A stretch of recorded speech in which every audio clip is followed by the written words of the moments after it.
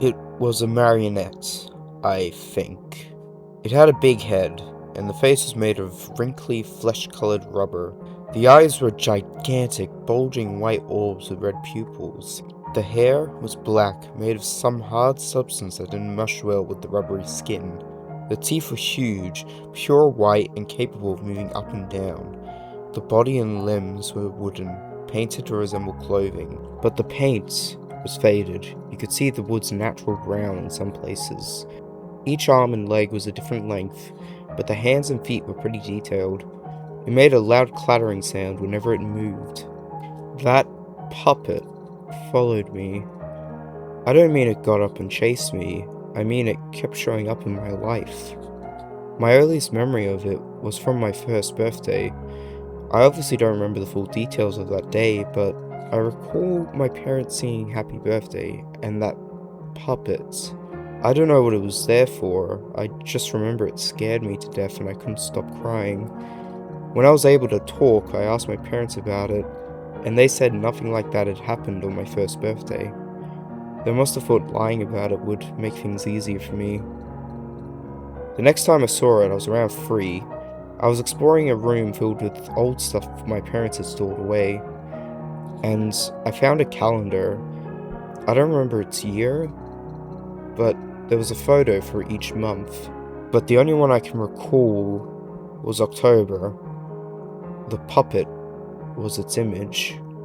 I got scared and ran out of that room. I told my mum and tried to show her the calendar so that she'd know the puppet was real, but I couldn't find it. The room had been very messy, and I'd run out so quickly I must have knocked over piles of stuff. I guess the calendar got buried. I was 6 when it happened again. It was the middle of the night. I woke up from a nightmare I can't remember the details of. I was too scared to go back to sleep, so I went into the living room and turned on the TV.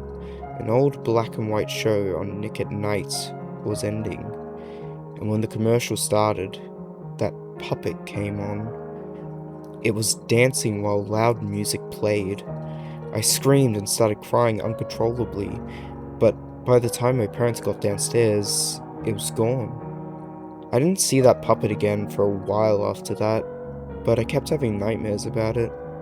When I was 15, I decided to track it down using the internet to try and find information about the calendar, the short, anything.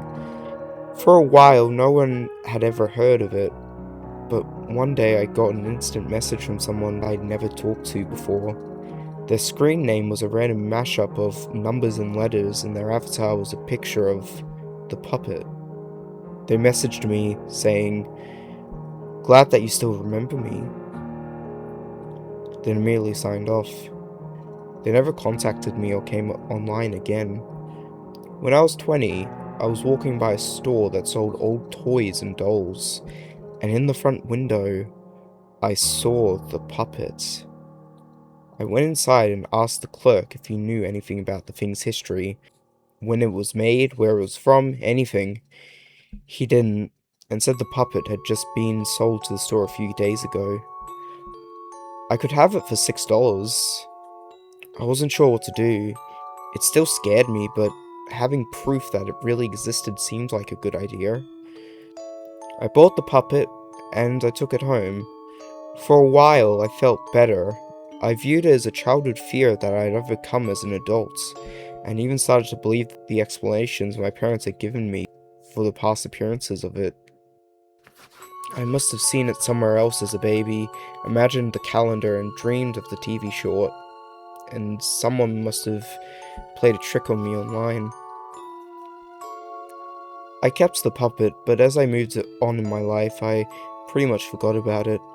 I finished college, got married, and my wife should be giving birth in a few weeks. I was cleaning up a room for when the baby comes and found the puppet, dusty and abandoned. I didn't want my kid seeing it when he was little, so I picked it up and decided I might as well wipe off the dust before moving it to another place. When I dusted it, I noticed a faded inscription on the back. It said, "This is what he'll look like." Before I could figure out what that meant, I heard my wife starting to cry. I rushed to her. She looks more upset than I had ever seen her. Sobbing, she told me that the doctor had just called. There was a problem with the baby.